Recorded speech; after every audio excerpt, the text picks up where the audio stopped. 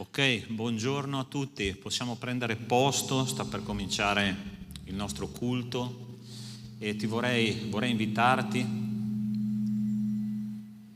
invitarti, se tu puoi, se tu hai la parola di Dio a portata di mano, che sia nella Bibbia cartacea o nel telefono, di aprire nel Salmo numero 139, che è un salmo bellissimo, bellissimo, veramente è il mio preferito. Salmo 139, noi leggeremo i primi 6 versetti che ci parlano di quanto Dio conosce bene la tua anima, la nostra anima. Dice così il testo: Signore, tu mi hai esaminato e mi conosci. Tu sai quando mi siedo e quando mi alzo. Tu comprendi da lontano il mio pensiero. Tu mi scruti quando cammino e quando riposo, e conosci a fondo tutte le mie vie. Poiché la parola non è ancora sulla mia lingua, che tu, Signore, già la conosci appieno. Tu mi circondi, mi stai di fronte e alle spalle, e poni la tua mano su di me. La conoscenza che hai di me è meravigliosa, troppo alta perché io possa arrivarci. Che meraviglioso testo che è questo. Il nostro Dio conosce bene il suo prodotto, ok?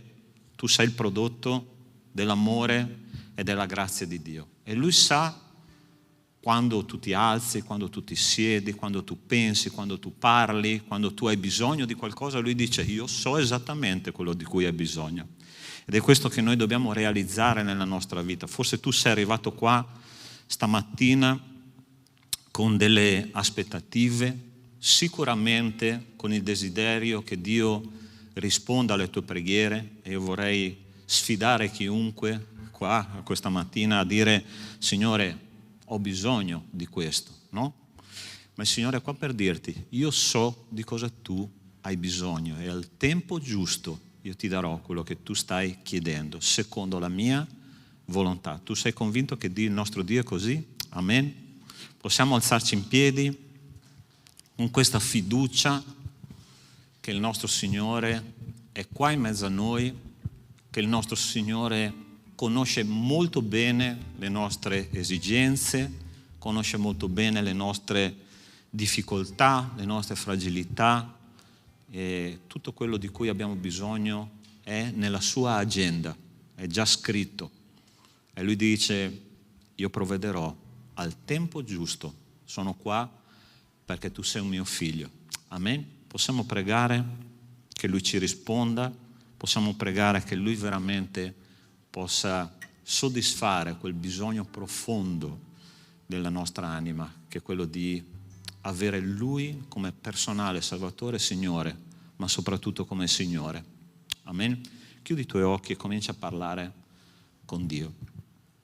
Signore nostro Dio, nostro Padre, io ti ringrazio e ti benedico, perché quando noi, Signore, veniamo alla tua presenza, anche se a volte le difficoltà, i problemi non si risolvono immediatamente, Padre, noi sappiamo che la tua presenza fa la differenza.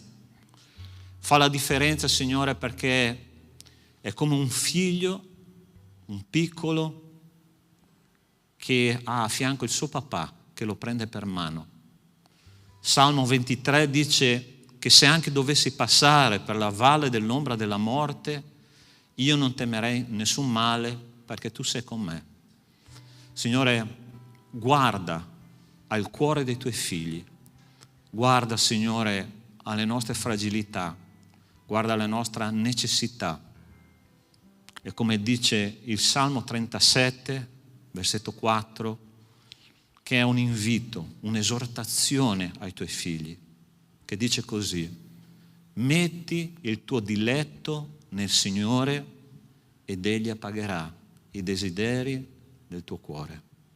Signore, grazie perché il tuo popolo è riunito qui stamattina, e voglio chiederti che tu possa fare un'opera profonda in ciascuno di noi, attraverso quello che mediteremo, attraverso quello che condivideremo, attraverso quello che canteremo insieme. Tu possa essere presente nelle lodi del tuo popolo, nel nome di Cristo Gesù. Amen. Amen. Hai già salutato il tuo fratello e la tua sorella che è qua stamattina? Lascia il tuo posto e specialmente vai a salutare una persona che non conosci, ok? Che è quello che noi dobbiamo fare, spezzare le barriere e gettare ponti.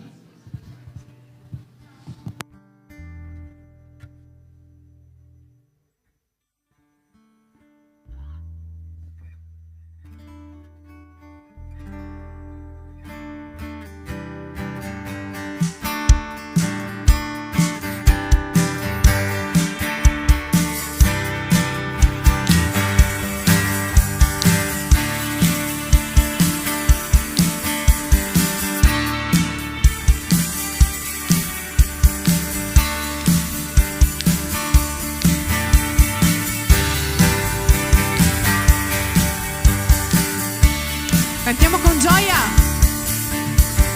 Canta una canzone di lode e celebrazione, lo sposo verrà, glorioso sarà, e noi il suo volto vedremo, in un miglior posto vivremo. Con tutta la forza balla e batti le tue mani, lo sposo verrà, glorioso sarà, e noi al suo fianco staremo. La sposa perfetta saremo, balleremo su strade dorate, la Chiesa è il figlio dell'uomo, sì, da ogni lingua, tribù e nazione, insieme canteremo all'agnello. Canta una canzone di lode e celebrazione, lo sposo verrà, glorioso sarà, e noi il suo volto vedremo, in un miglior posto vivremo. Con tutta la forza balla e batti le tue mani, è tempo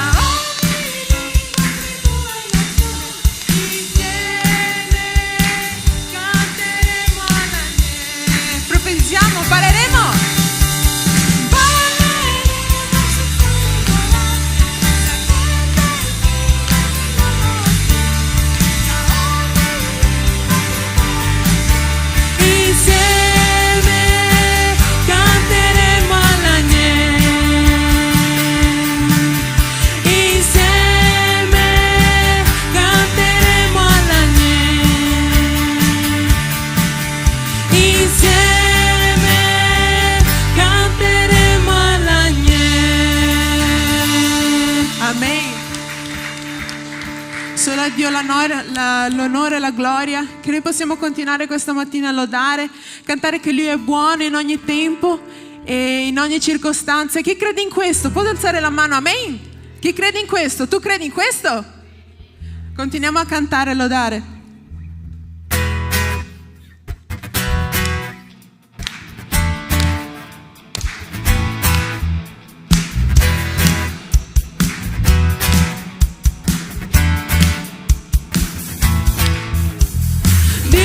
Sei buona, la tua grazia dura per sempre. Dio, tu sei buona, la tua grazia dura per sempre. Gente di ogni nazione, tribù, generazioni che vivono per lodare te. Alleluia, alleluia, lodiamo te, perché tu sei. Lodare te. Alleluia, alleluia, lodiamo te, perché tu sei.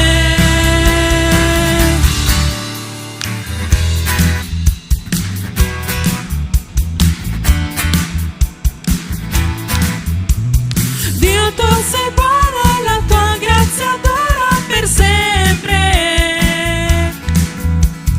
Dio, tu sei buona, la tua grazia dura per sempre.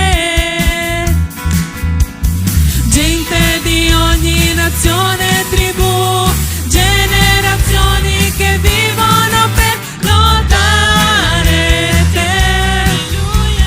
Alleluia, alleluia, lodiamo te, perché tu sei. Lodare? Lodare te. Alleluia, alleluia, lodiamo te, perché tu sei. Sei buono tu. Sì lo sei, sì lo sei, sì lo sei. Sei buono tu. Sì lo sei, sì lo sei, sì lo sei. Sei buono tu, sempre sei buono tu, sei buono tu, sempre sei buono tu. Tu sei buono? Dio, tu sei buona, la tua grazia dura per sempre. Dio, tu sei buona, la tua grazia dura per sempre. Gente di ogni nazione, tribù, generazioni che vivono per lodare te. Alleluia, alleluia, lodiamo te, perché tu sei. Lodare te. Alleluia, alleluia, lodiamo te, perché tu sei. Perché tu sei. Perché tu sei. Sei buono tu.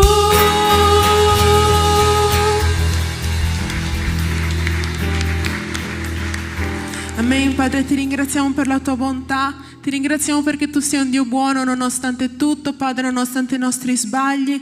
Noi ti ringraziamo per questa mattina, Padre, che non è a caso che noi siamo qui. Noi ti ringraziamo perché noi ci siamo potuti svegliare, ti ringraziamo perché siamo potuti uscire di casa nostra, Padre. Ti ringraziamo per tutto quello che tu ci dai ogni giorno, Padre. Ti preghiamo, Padre, di essere con noi, e noi sappiamo che tu sarai con noi, anche se magari noi molte volte non ti vediamo, non vediamo il nostro fianco, non vediamo il tuo agire, Padre, ma noi sappiamo che dietro di noi c'è qualcuno che ci copre le spalle, c'è qualcuno che agisce anche se noi non vediamo nulla. E ti ringraziamo questa mattina. che noi possiamo avere la fede di smuovere monti e che ne basta anche pochissima, che ne basta un granello di senape, che noi possiamo avere questa poca fede, che noi possiamo dare questo passo. Non guardare le circostanze, non guardare la grandezza dei monti, non guardare la grandezza dei nostri giganti, Padre, ma guardare solo a te, dritto a te.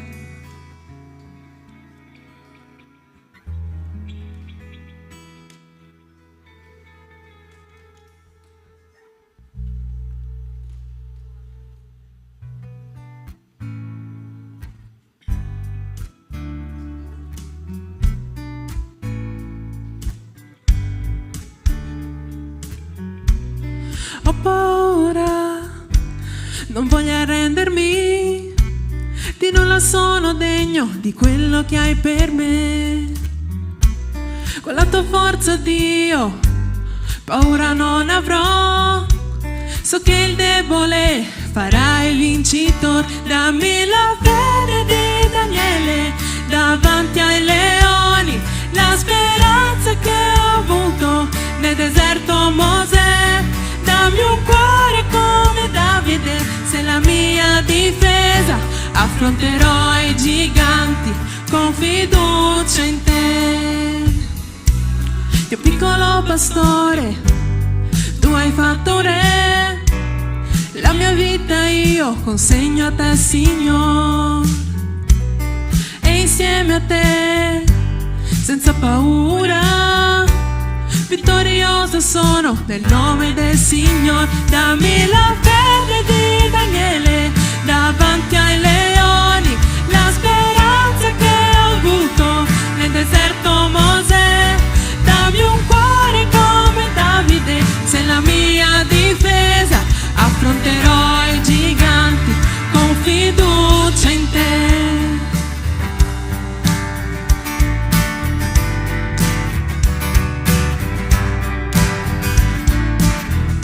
Cantiamo, alzerò la voce, griderò e poi lo loderò, il suo nome solo innalzerò.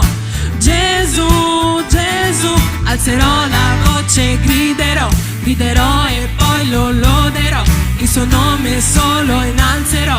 Gesù, alzerò la voce, griderò e poi lo loderò, il suo nome solo innalzerò. Gesù, Gesù, alzerò la voce, griderò e poi lo loderò, il suo nome solo innalzerò. Gesù, dammi la fede di Daniele davanti ai leoni, la speranza che ho avuto nel deserto Mosè. Dammi un cuore come Davide, sei la mia difesa. Affronterò i giganti con fiducia in te. Dammi la fede di Daniele davanti ai leoni, la speranza che ho avuto nel deserto Mosè. Dammi un cuore come Davide, sei la mia difesa. Affronterò i giganti con fiducia. Dammi la fede. Dammi la fede di Daniele davanti ai leoni, la speranza che ho avuto nel deserto Mosè. Dammi un cuore come Davide, sei la mia difesa. Affronterò i giganti con fiducia in te.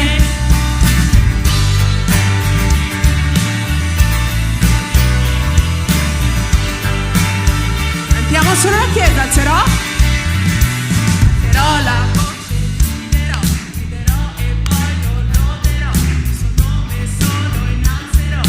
Gesù, Gesù, alzerò la voce, griderò e poi lo loderò, il suo nome solo innalzerò. Gesù, Gesù, alzerò la voce, griderò e poi lo loderò, il suo nome solo innalzerò. Gesù, Gesù, alzerò la voce, griderò e poi lo loderò, il suo nome solo innalzerò.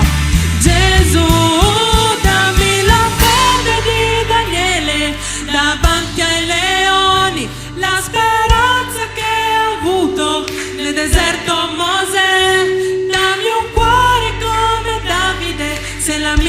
difesa, affronterò i giganti con fiducia in te, affronterò i giganti con fiducia in te.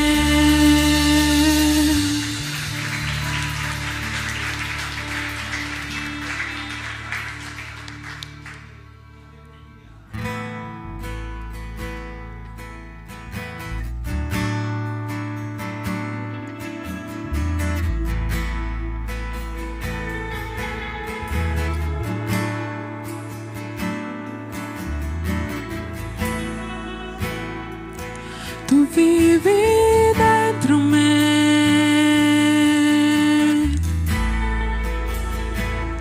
tu vivi dentro me, la tua presenza vive in me.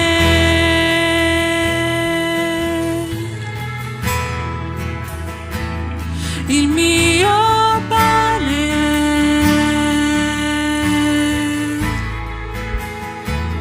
il mio pane, la tua parola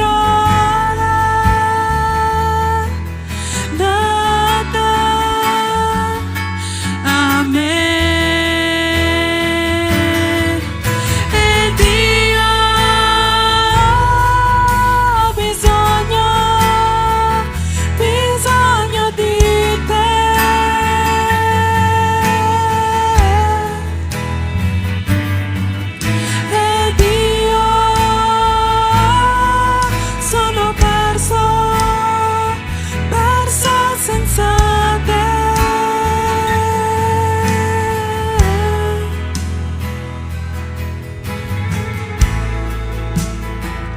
Tu vivi dentro me,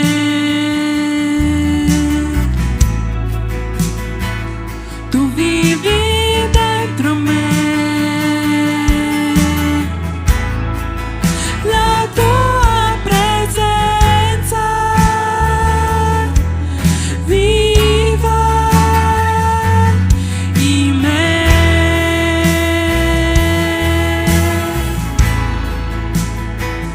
Il mio pane,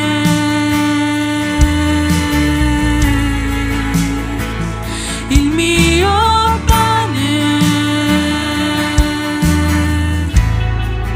la tua parola data a me. Ed io ho bisogno di te.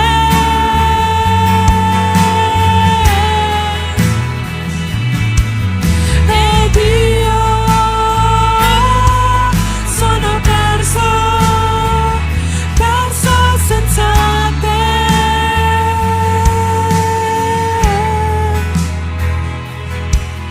Ed io ho bisogno di te.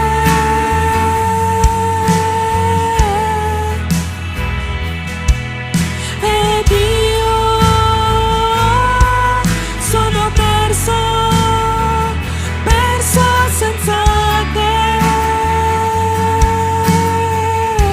Solo la Chiesa e Dio.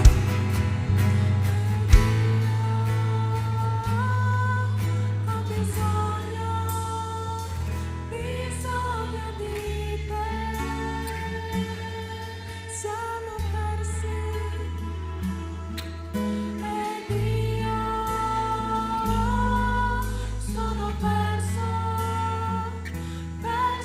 senza te.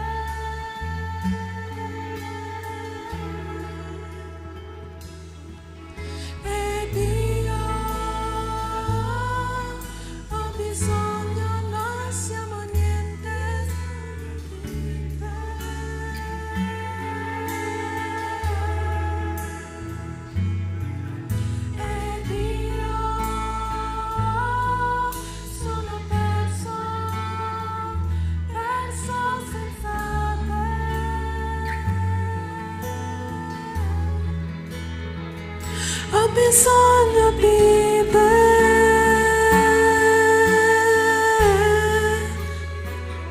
Ho bisogno di te. Ti ringraziamo, Padre, perché questa mattina abbiamo riconosciuto che siamo persi, noi non siamo niente senza te. Ti ringraziamo, Padre, perché cose si sono abbassate mura, si sono spezzate catene, Padre. Siamo pronti per ricevere quello che hai da dirci, Padre. Che qui ci possano essere cuori che possano essere malleati, Padre, che ci possano essere menti aperte, cuori disposti, Padre, al cambiamento, cuori disposti ad essere sanati per completo, che noi possiamo essere entrati da quella porta e non uscire nello stesso modo, Padre, che la tua parola viva possa cambiare i nostri cuori, i nostri atteggiamenti, le nostre menti, Padre. Noi ti ringraziamo e ti lodiamo, Padre, per questa mattina. Nel nome santo di Gesù, amen. Potete sedervi.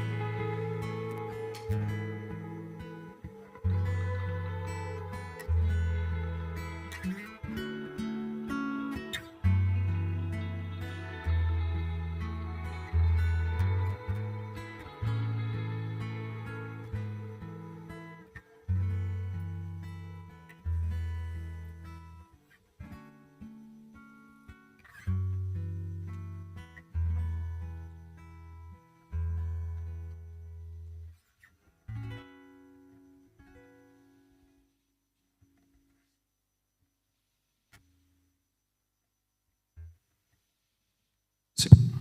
Ok, vi invito ad aprire la parola di Dio nel Vangelo di Luca, capitolo 14, e noi leggeremo dal versetto 7 al versetto 14. Luca 14, da 7 a 14.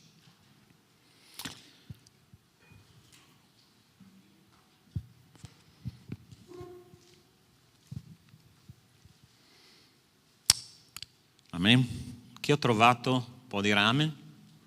Ok, leggiamo. Notando poi come gli invitati, qua c'era un invito di un fariseo, uno importante a Gesù, no? Che è stato invitato a questa convivialità. Dice, notando poi che gli invitati sceglievano i primi posti, disse loro questa parabola. Quando sarai invitato a nozze da qualcuno, non ti mettere a tavola al primo posto, perché può darsi che sia stato invitato da lui qualcuno di più importante di te. E chi ha invitato te e lui venga a dirti, cedi il posto a questo, e tu debba con tua vergogna andare allora a occupare l'ultimo posto. Ma quando sarai invitato, va a metterti all'ultimo posto, affinché quando verrà colui che ti ha invitato ti dica, amico, vieni più avanti. Allora ne avrai un onore davanti a tutti quelli che saranno a tavola con te. Poiché chiunque si innalza sarà abbassato e chiunque si abbassa sarà innalzato. Diceva pure a colui che lo aveva invitato, quando fai un pranzo o una cena, non invitare i tuoi amici, né i tuoi fratelli, né i tuoi parenti, né i vicini ricchi, poiché essi potrebbero a loro volta invitare te e così ti sarebbe reso il contraccambio. Ma quando fai un convito, chiama poveri, storpi, zoppi, ciechi e sarai beato, perché non hanno modo di contraccambiare. Infatti il contraccambio ti sarà reso alla risurrezione dei giusti. Preghiamo che il Signore ci parli questa mattina. Signore nostro Dio, nostro Padre, io ti ringrazio di essere qua per amministrare la tua parola questa mattina. Ti chiedo che il tuo Spirito, Signore, possa parlare al tuo popolo e coprire, Signore, quelle esigenze che tutti noi abbiamo impiantate nel nostro cuore. Signore, parla, Signore, trasforma vite questa mattina. Abbiamo bisogno di un popolo che si santifica, un popolo, Signore, che fa la tua volontà e che capisca esattamente che cosa tu desideri da ciascuno di noi. Nel nome di Cristo Gesù, amen. Allora, questo testo ci insegna molto sulla natura dell'essere umano. per un semplice motivo. Noi sappiamo che l'essere umano si muove nel mondo, decide, sente e pensa sulla base di esigenze, ok? Questi uomini che Gesù ha visto a spostarsi, andare a occupare i primi posti, si muovevano in base a esigenze, ossia io ho esigenza che qualcuno mi onori, che qualcuno mi porti veramente sul serio.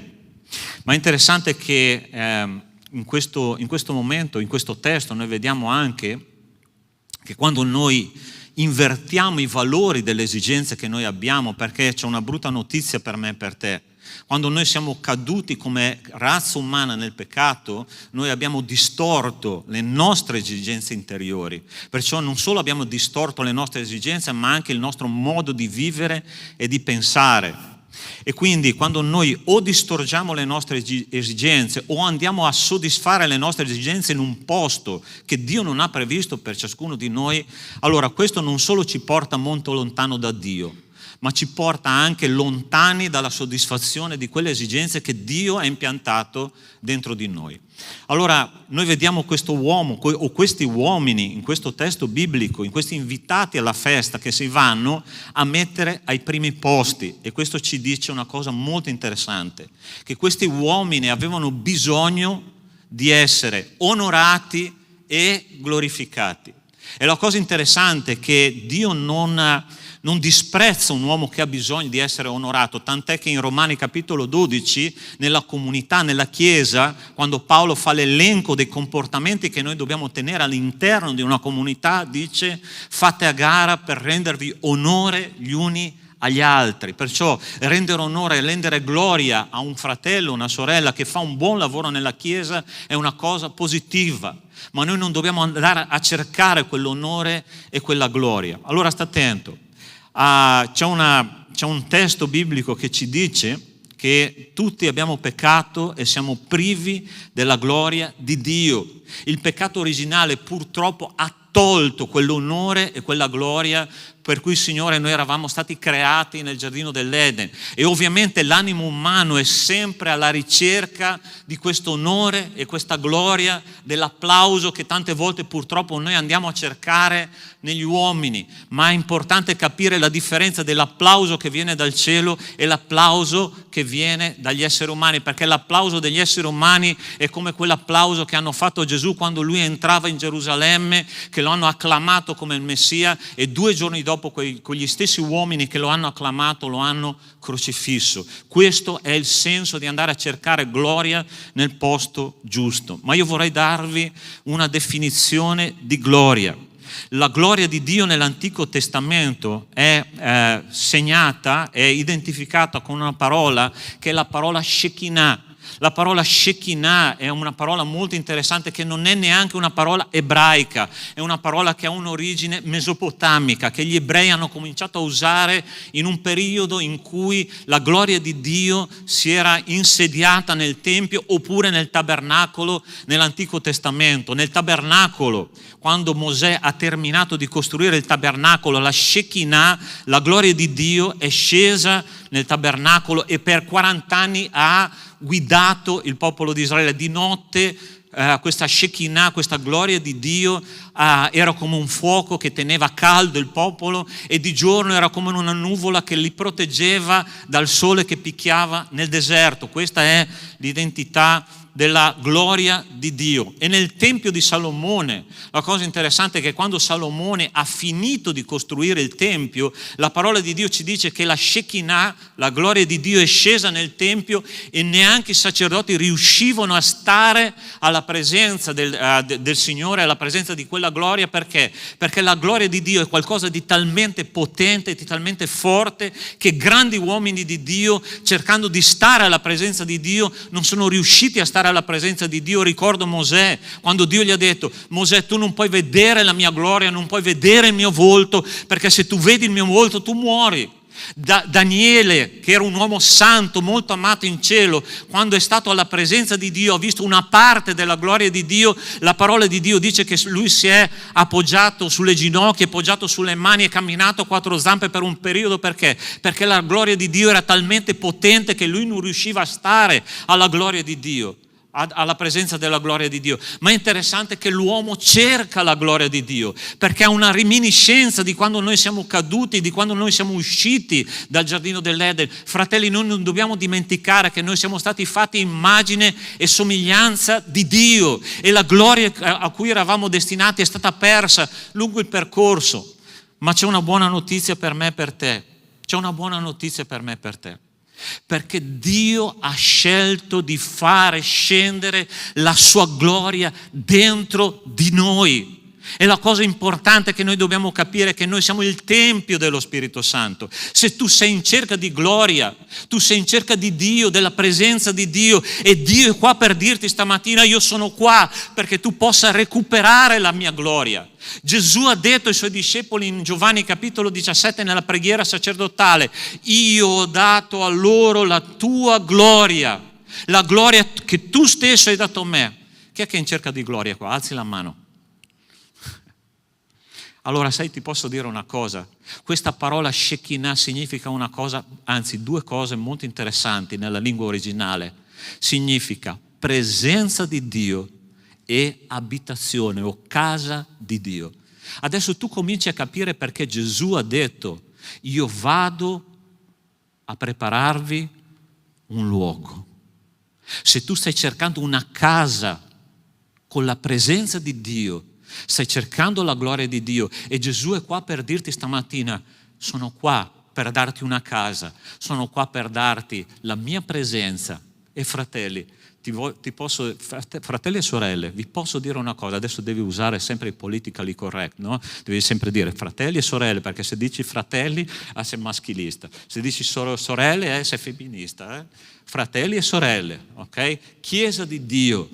Il Signore è qua per dirci: se tu stai cercando gloria, se tu stai cercando un'abitazione, se tu stai cercando la mia presenza, io sono qua a braccia aperte. A volte noi passiamo l'esistenza cercando di, come posso dire, di soddisfare la nostra esigenza di valore umano, no?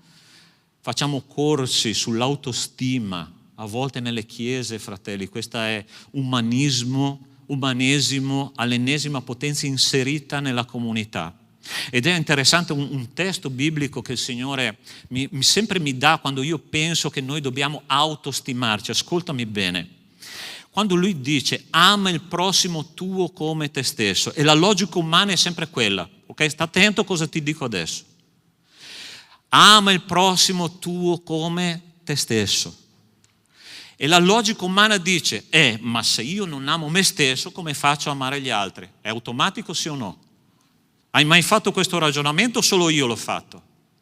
Ma è interessante che la parola di Dio non dice: ama il prossimo tuo come tu ami te stesso, fino a che non ci riuscirai. Perché la parola di Dio ci dice che noi amiamo profondamente noi stessi, tanto da valorizzare il nostro ego fino all'estrema potenza, e tanto da soddisfare le nostre esigenze nel modo peggiore possibile. E il Signore dice: visto che tu ami tanto te stesso, ama gli altri nello stesso modo, come tu ami te stesso. Stai capendo quello che ti dico? Se tu cerchi gloria, se tu cerchi la presenza di Dio, se tu cerchi una casa, sono qua per dirti che il Signore ti valorizza all'estrema potenza. Ti basta che Cristo è andato in croce per te. Questo è il valore che tu hai alla presenza di Dio. Quando Lui dice nella sua parola che noi siamo il Tempio dello Spirito Santo, allora fermati un attimo a pensare che cosa il Signore sta dicendo.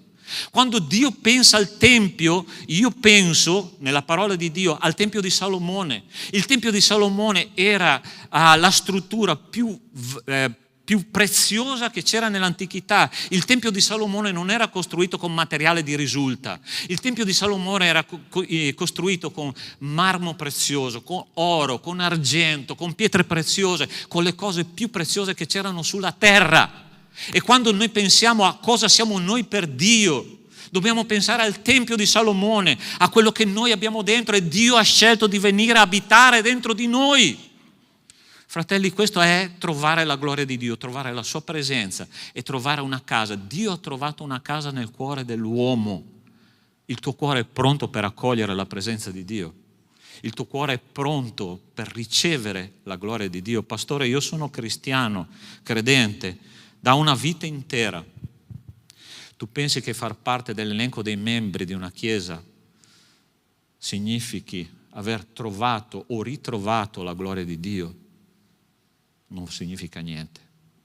Finché io non sono pronto ad aprire il mio cuore alla gloria di Dio, alla Shekinah di Dio, io non sarò mai un cristiano. Perché la parola di Dio dice: chi ha il figlio di Dio ha la vita, chi non ha il figlio di Dio non ha la vita. Io non sono orgoglioso di far parte della Chiesa Battista Agape di Treviso, io sono orgoglioso di essere un cristiano e servo il mio Signore nella Chiesa Battista Agape di Treviso. Capisci che le denominazioni non ti portano da nessuna parte, Cristo ti porta da qualche parte. Cristo ti porta nell'eternità, Cristo dà valore, Cristo ti dà l'applauso che viene dal cielo, ed è quello che io cerco, ed è quello che tu dovresti cercare. Noi dobbiamo cercare insieme la gloria che viene dal Signore solo. È interessante che i farisei, quei primi che andavano a sedersi nei primi posti, cercavano la gloria in un altro posto, dall'applauso umano. E guarda che cosa dice Gesù di loro, dice Giovanni 5,44: come potete credere voi che prendete gloria gli uni dagli altri e non cercate la gloria che viene da Dio solo? Quando io vado a cercare l'applauso degli uomini, quando io vado a cercare la gloria di Dio in un posto sbagliato, la prima cosa che succede è che la mia fede viene a mancare e io non posso credere nel Dio che viene predicato nella parola di Dio. Io credo in un altro Dio, io credo in un Dio al mio servizio, ma la cosa interessante è che la parola di Dio dice che noi siamo al servizio di Dio e noi dobbiamo cercare la gloria che viene da Dio solo. Dio sta cercando questa mattina un popolo che va a cercare l'applauso unico che viene dal cielo. Tu sei disposto insieme a me? Amen? Popolo di Dio, poche mani alzate, anche i piedi se posso, va bene?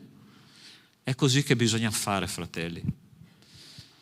Mettiamoci negli ultimi posti. Non cerchiamo la gloria che viene dall'uomo, perché la gloria che viene dall'uomo identifica in questo senso. Gesù entrava in Gerusalemme, ha preso gli applausi di quegli uomini che sono durati pochi minuti. 2 giorni dopo, quegli stessi uomini lo hanno crocifisso. Gli uomini hanno bisogno di supereroi, ma Dio ha bisogno di persone umili, con un cuore mansueto, che possano essere al suo servizio. E guarda caso, il Signore Gesù, nel suo team di lavoro, non ha scelto dei teologi, ha scelto dei pescatori, ha scelto un esattore delle tasse, ha scelto un assassino, ha scelto delle persone completamente fuori dalla logica umana di efficienza, persone come Pietro, persone come Giacomo, persone come Giovanni, persone rudi che il Signore ha chiamato figli del tuono, che volevano far scendere fuoco dal cielo. Anche loro volevano la gloria umana all'inizio, ma Dio li ha cambiati. Dio ha trasformato il suo cuore e ha detto: quando voi cercherete l'applauso solo che viene dal cielo, allora io potrò usarvi con potenza e con grazia. Io sono qua per dirti questo, fratello e sorella. Se tu ancora stai aspettando che Dio ti usi con potenza e con grazia, allora questo è il giorno buono in cui Lui può veramente trasformare la tua mente e il tuo cuore. Basta che tu vada a cercare la gloria nel posto giusto, ossia alla presenza di Dio. Ti basta che lo Spirito di Dio abita in te? Amen? E Lui è lì, fratelli. Lui è lì e Lui vuole usarci con potenza e con grazia. La seconda necessità che noi vediamo in questo testo biblico è quella di essere umili. Se la prima è andare a cercare la giusta gloria, il giusto onore nel posto giusto, la seconda è la necessità di essere umili. Dopo aver parlato con gli invitati di questa prima necessità di ogni essere umano, ossia della gloria del Signore, dell'onore, attraverso la parabola il Signore ci parla di una seconda necessità, ossia l'umiltà. Noi dobbiamo essere umili, vatti a mettere all'ultimo posto. vatti a mettere nel posto dove tu osserverai, dove tu imparerai, dove tu non svilupperai il tuo ego smisurato, ma ti metterai in una posizione di ricevere. Voi non sapete quanto è bello per un pastore ogni tanto sedersi e ascoltare una predica. È bellissimo quando tu ti siedi e dici: Signore, voglio imparare. E veramente, fratelli, noi dobbiamo imparare. Oggi nella nostra società noi vediamo una promozione smisurata di egocentrismo, di efficienza, di estetica, e leggendo la parola di Dio non dico che è solo un problema del nostro tempo. Quando io leggo la parola di Dio, per esempio, il Signore mi ha mostrato nelle lettere, specialmente nella lettera ai Corinzi, come i Corinzi trattavano il suo apostolo, il fondatore della Chiesa, Paolo, no? Loro si lamentavano perché le lettere di Paolo erano forti, ma la sua presenza era fragile, debole. E si lamentavano di questo, ossia: ma perché tu parli forti per lettere e quando tu ti mostri sei dimesso? E Paolo apostolo, fratelli, era una cosa interessante. Quando predicava le persone si addormentavano. Era un apostolo.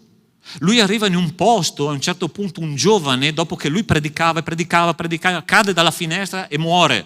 Sì, questa era la predica dell'apostolo Paolo. Sì, era una persona che ovviamente non infiammava le folle per la sua predica. Quello era un'altra persona nelle scritture che si chiama Apollo. Apollo sì che era quello che infiammava le folle con una predicazione forte, con una predicazione che esaltava le persone, con una persona che teneva incollato alle seggiole, ma Paolo parlava tranquillo, era una persona pacata, litigioso, ok? Ma quando predicava le persone, ok. Era così che funzionava. Perché? Perché la Chiesa ieri come oggi pretendeva estetica. E più noi siamo estetici, più noi siamo efficienti, più noi siamo persone che hanno sviluppato orgoglio all'interno del nostro cuore, allora più siamo lontani dalla presenza di Dio. Guarda che cosa ha fatto Gesù invece nella sua vita. Nella sua vita lui ha scelto, da essere infinito quale era, ha scelto di entrare in un corpo finito e limitato.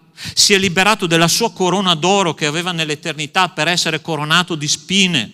Si è liberato dell'adorazione scegliendo lo scherno, la flagellazione, la crocifissione e la morte. Questa è l'umiltà che Cristo ci ha mostrato nelle scritture. Questa è l'umiltà che Cristo ci ha dimostrato con la sua vita. E Gesù ha dichiarato così una volta: venite a me, voi tutti che siete affaticati e oppressi, e vi darò riposo. Prendete su di voi il mio giogo, imparate da me, perché io sono mansueto e umile di cuore. E voi troverete riposo alle anime vostre, perché il mio giogo è dolce, il mio carico è leggero. Allora sta attento. Gesù ha parlato una volta solo del suo carattere. Okay? Gesù, figlio di Dio, uguale a Dio fatto carne, ha detto: imparate da me che sono umile e mansueto.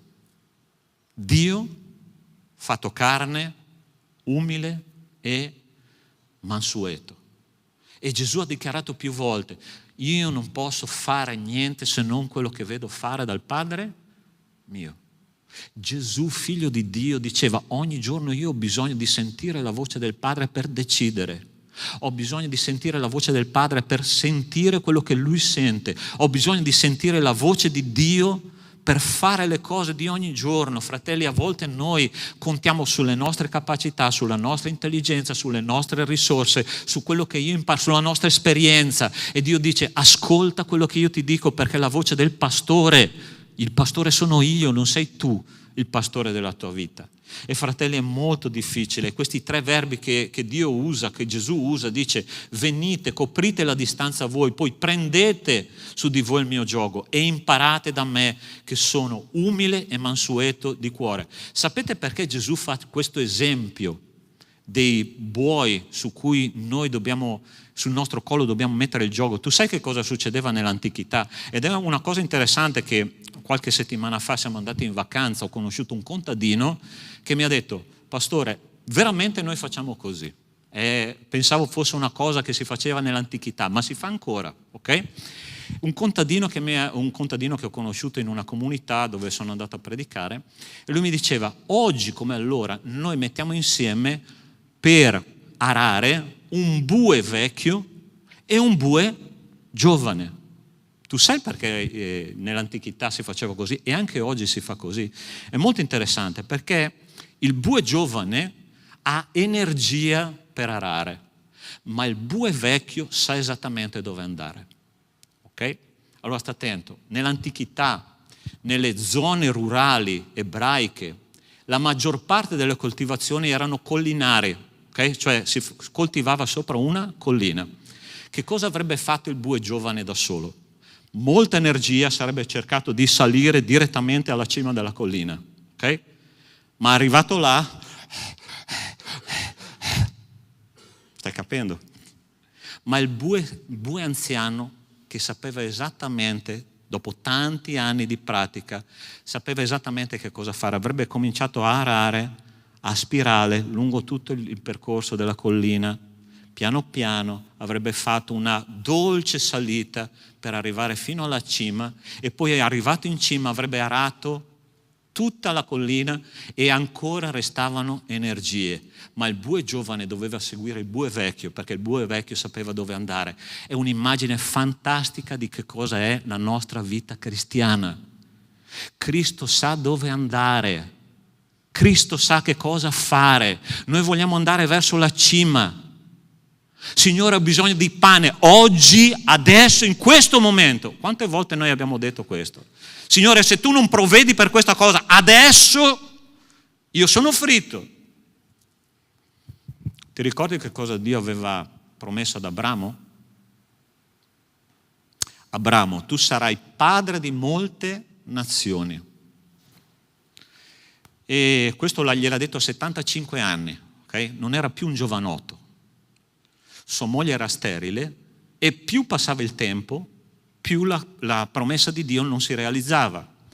E passano 5 anni, passano 10, passano 15, passano 20, passano 25, è arrivato a 100 anni, la parola di Dio, se tu vai in Romani capitolo 4, io mi sganascio, mi sbudello dalle risate come la parola di Dio racconta quella roba. Ossia, la parola di Dio dice in Romani 4, vedendo il suo corpo svigorito e sua moglie non poteva più procreare. Io lo metto in soldoni, lo metto in parole povere, no? Abramo e Sara si guardano dopo aver pitturato l'interno della tenda in azzurro perché aspettavano un maschio, sono andati a comprare il passeggino, si guardano a 99 anni lui e a 70 anni lei e dicono non funziona più niente.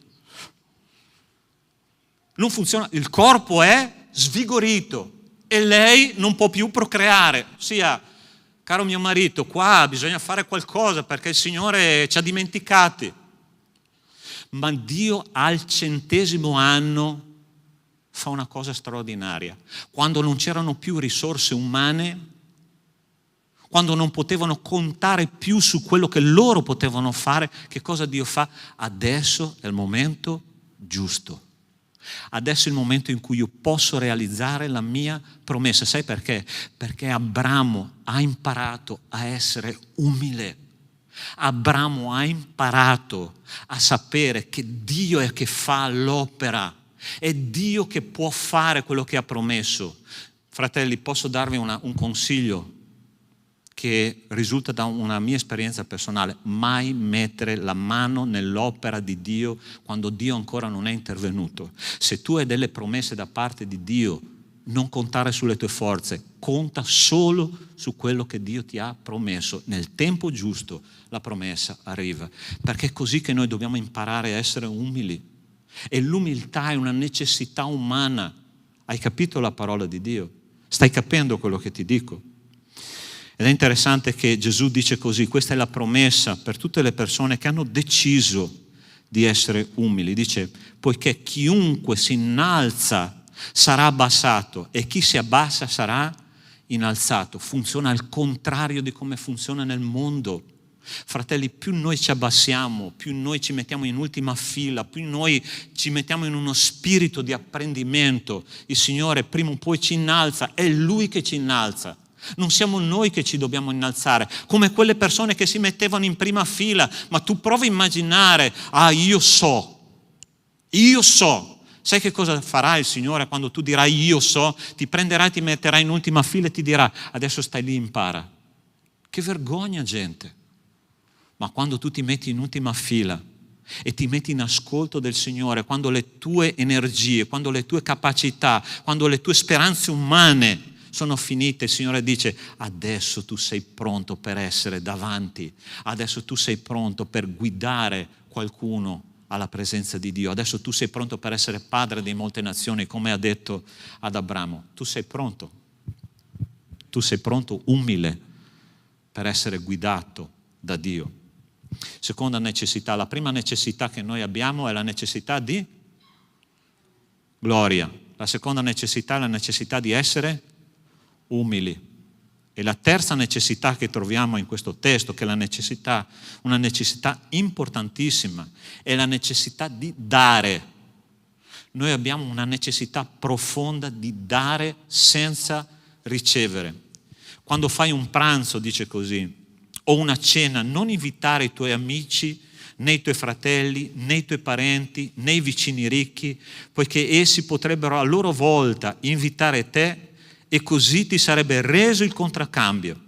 Ma quando fai un convito, chiama poveri, zoppi, storpi, ciechi e sarai beato, perché non hanno modo di contraccambiare e ti sarà reso alla resurrezione dei giusti. La storia di Cristo viene raccontata a partire dal Vangelo di Giovanni, dicendo, chi è che si ricorda il testo più famoso della Bibbia? Poiché Dio ha tanto amato il mondo che ha dato il suo unigenito figlio. Cristo ha chiesto qualcosa in cambio? No. Dio ha dato il suo unigenito figlio per delle persone che avevano proprio bisogno. E la cosa interessante che questo testo ci propone è una domanda che io vorrei fare a ciascuno di voi, come Dio l'ha fatta a me. Che genere di relazioni stiamo cercando nella nostra vita quotidiana? Persone con cui ci identifichiamo, che ci facciano stare al sicuro nella nostra zona di conforto e che possano restituirci qualcosa, oppure persone che non hanno nulla da restituirci, che mettono in crisi la nostra tranquillità. Questo testo mi fa pensare che molto spesso cerchiamo relazioni per interesse e non per cadere nella paura del diverso. Gesù ha detto, non cercate vicini, non cercate parenti, non persone della vostra stessa cultura, non persone della vostra stessa lingua, non persone che hanno le stesse idee politiche, cercate persone che mettono in crisi la vostra identità, perché quando noi andiamo in crisi noi facciamo una scelta di crescita, perché la parola crisi significa decisione.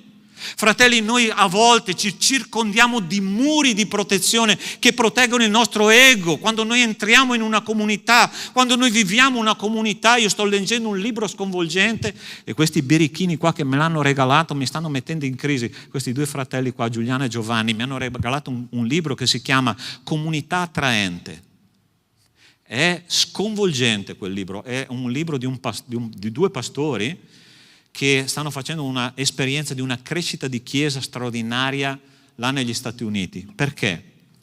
Perché questi due autori dicono, se io cerco in una comunità le persone che hanno i miei stessi interessi, è come se io cercassi in un club, è come se io formassi un club, quelle persone potrebbero vivere in un club senza Cristo. Ma la Chiesa è molto di più, fratelli. La Chiesa o è gettare ponti, oppure è creare muri.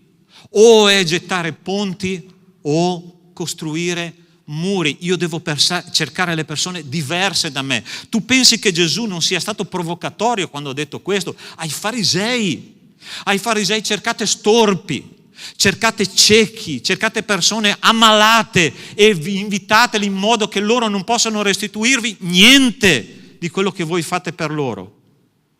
Queste sono le persone che dovete cercare. Sai una cosa, in Israele una persona malata era considerata colpita da Dio. Tu prova a immaginare nella testa di un fariseo come suonava questa cosa. Ossia, cercate le persone colpite da Dio, portatele in casa vostra, datele da mangiare in modo che non vi restituiscano niente. Questo è veramente dare.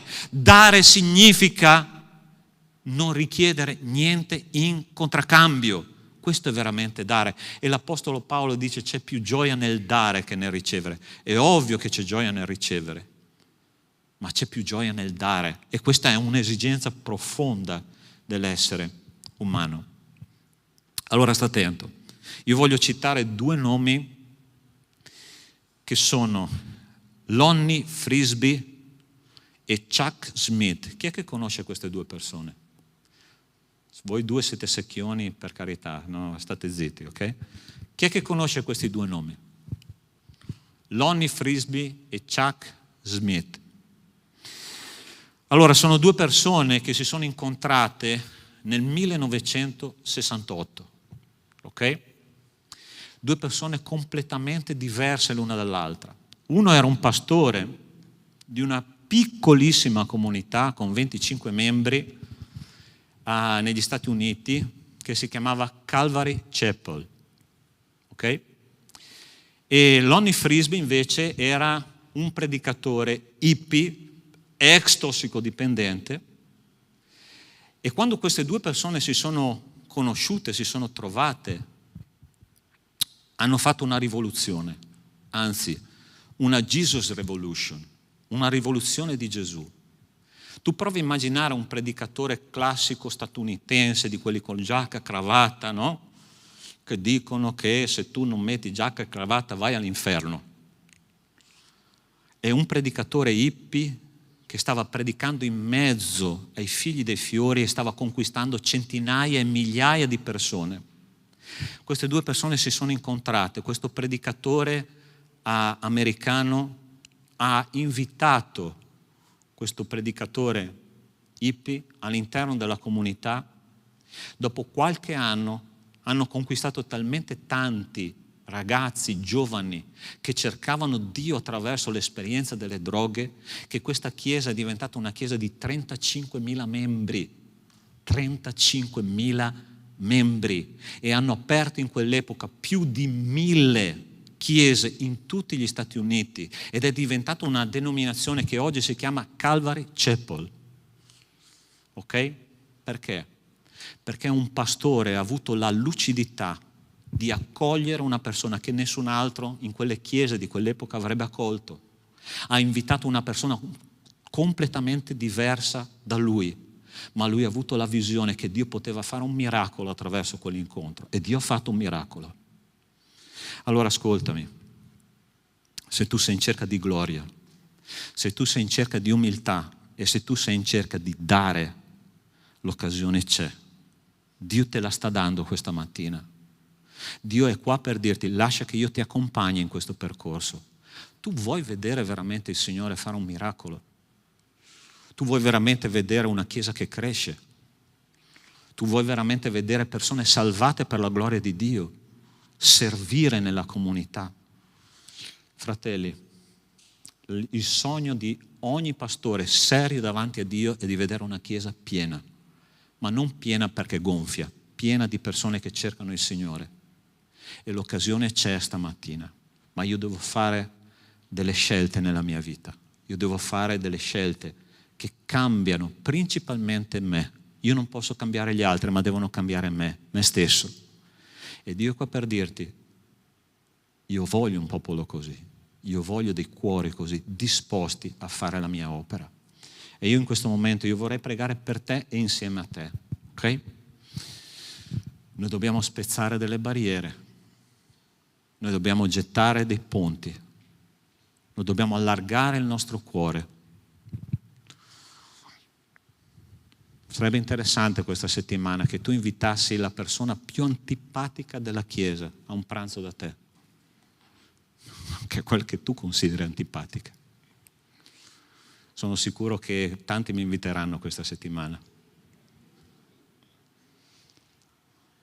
io non sono certo l'espressione della simpatia, ma ti posso assicurare che nonostante tutto io amo il Signore e sono sicuro che anche tu ami il Signore. E Lui sta facendo un appello stamattina. Sta facendo un appello perché il suo popolo viva un miracolo. Viva un miracolo. Ma dobbiamo spezzare barriere, cari miei. E per farlo bisogna uscire dalla zona di conforto. Bisogna andare verso gli altri nella loro diversità ed andare in direzione di quello che ha fatto Cristo. Interessante, questa è l'ultima cosa che ti dico stamattina, che quando Gesù è andato incontro a quel soldato romano, quando Gesù è andato incontro a quella donna sirofenicia, stranieri che non conoscevano il messaggio del Vangelo, quando lui li ha incontrati ha detto: è grande la vostra fede. Stranieri. E il Signore è qua per dirti: vai incontro a persone che non conosci, vai incontro a persone che non hanno certamente i tuoi stessi interessi, ma ti stupirai di quante persone con fede tu troverai. E io voglio camminare con persone con fede, non persone che si lamentano, perché quella generazione che si è lamentata ha camminato nel deserto per 40 anni e io voglio andare nella terra promessa invece. Tu vuoi andare nella terra promessa? Amen?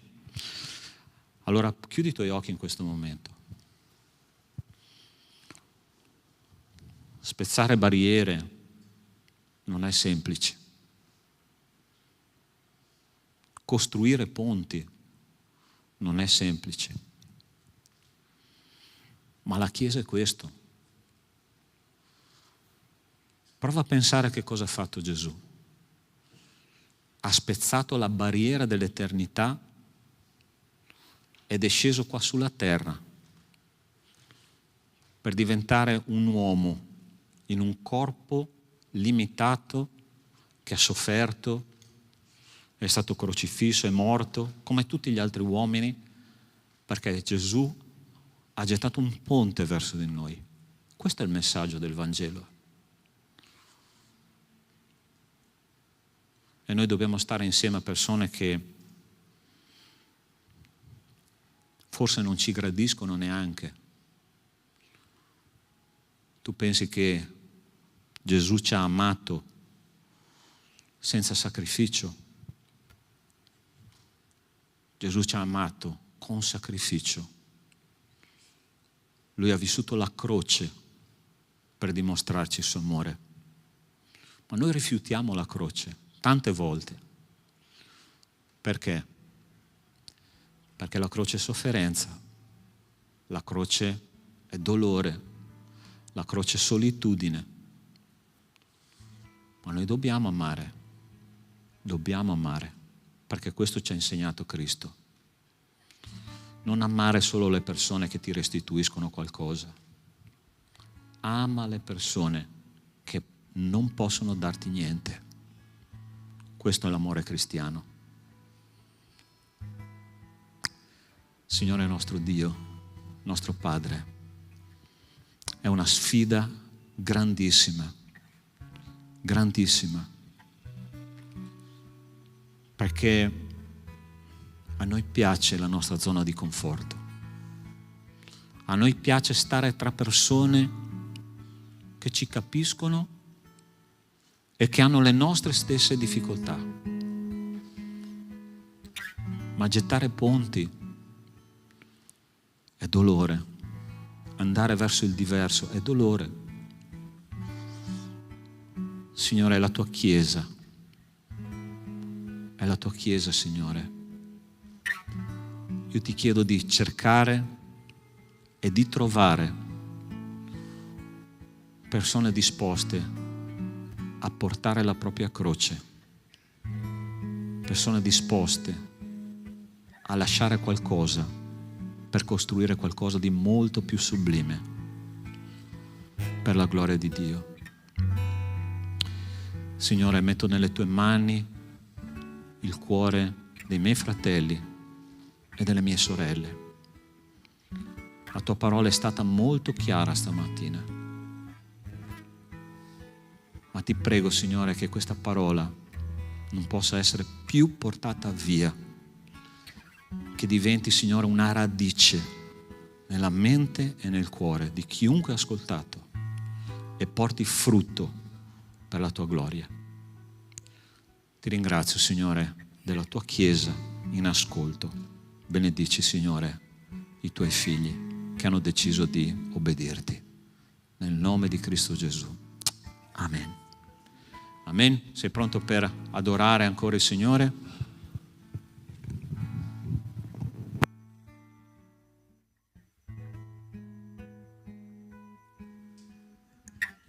Ok, amen. Alziamoci in piedi. Adesso è un momento di decime offerte, che noi possiamo continuare a lodare il nome del nostro Signore.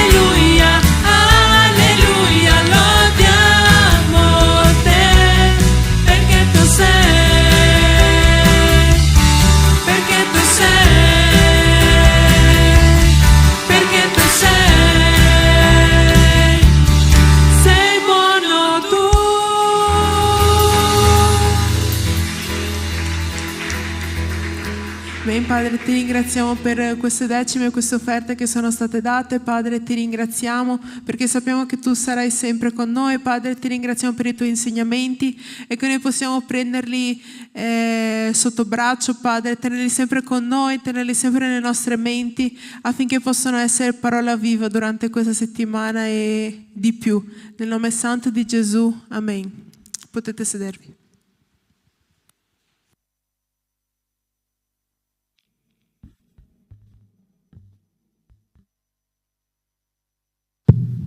Ok, possiamo mettere qualche slide per gli annunci?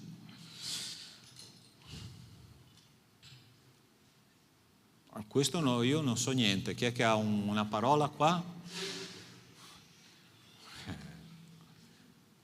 Chi ha organizzato? Buongiorno.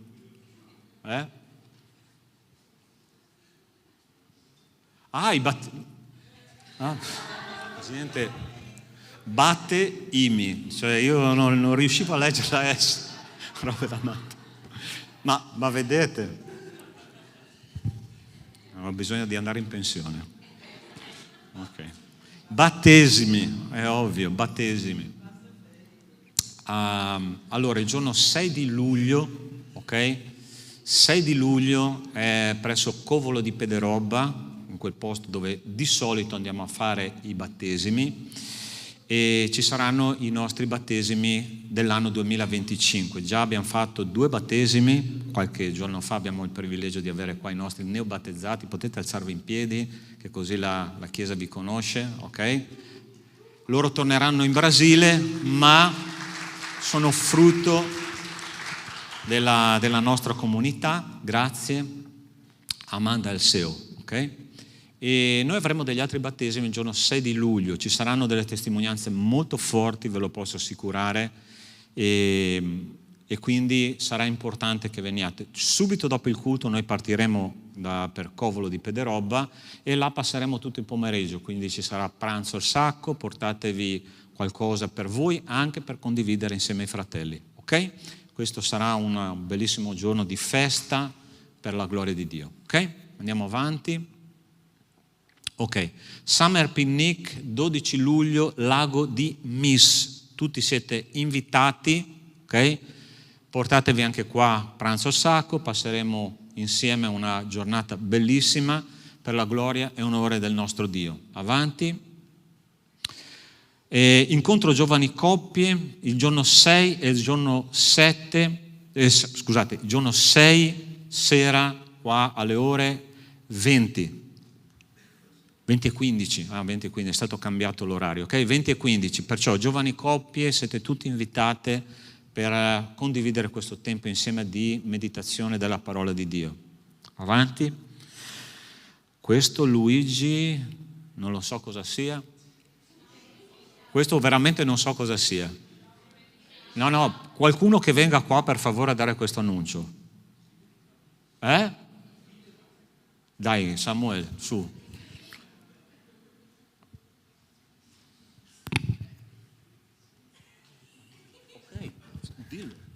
Abbiamo l'occasione di poter condividere insieme questo momento, principalmente rivolto a tutte le donne nella nostra Chiesa, perciò nonne, mamme, figlie, sorelle, cugine, zii, siete tutte caldamente invitate per questo baby shower della nostra sorella di Padova, perché la conosce, Camilla, felicemente incinta di appunto Luigi, perciò siete tutte caldamente invitate qui il 26 luglio alle 3 del pomeriggio, alle 15. Vi chiedo cortesemente di portare, come è occasione di un baby shower, una pietanza salata, una pietanza dolce. Potete rivolgervi ai diretti responsabili per sapere quale portare. Se volete anche portare per la prossima neomamma un bel pacco di pannolini, perché credo che qua tutte le mamme sappiano che la spesa dei pannolini e il numero di pannolini che di solito serve a un bambino, siete tutte invitate, sarà un bellissimo momento insieme.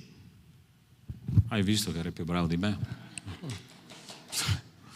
Ok, convegno delle coppie dal 21 al 23 novembre, c'è un bellissimo posto, è stato scelto in Croazia, ok? No, scusate, in Slovenia,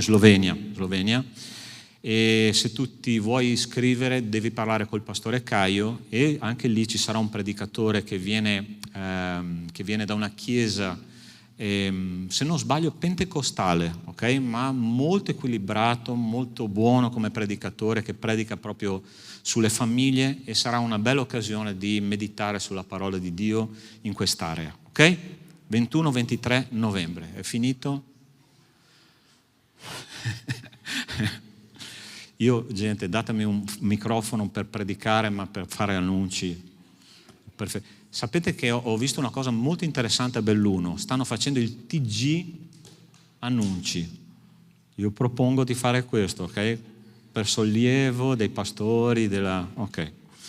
Va bene, parlerò con i responsabili. Il nostro culto è finito, possiamo alzarci in piedi e preghiamo che il Signore ci accompagni durante la settimana. Prendi la mano della persona vicino a te, se non c'è qualcuno vicino a te, cercala. E finiamo questo culto come una famiglia, no? La famiglia di Dio che si trova per onorare il nostro Signore. Signore è nostro Dio, nostro Padre. Io ti ringrazio perché, Signore, la tua parola è quella che veramente spezza i sassi, spezza le nostre convinzioni e ci dà, Signore, la capacità di entrare nel regno di Dio, quel regno invisibile che tu stai creando qua sulla terra attraverso le nostre vite. Adesso, Signore, abbiamo una settimana davanti a noi con delle sfide, delle difficoltà, delle gioie. Signore, vogliamo condividere ogni cosa con te, nei momenti belli e nei momenti brutti. Ma ti chiedo una cosa, che l'amore di Dio nostro Padre, la grazia salvatrice di Cristo e le consolazioni dello Spirito di Dio con noi siano, e con tutto il popolo di Dio su tutta la terra, da oggi e per sempre. Amen. Buona settimana, Dio vi benedica.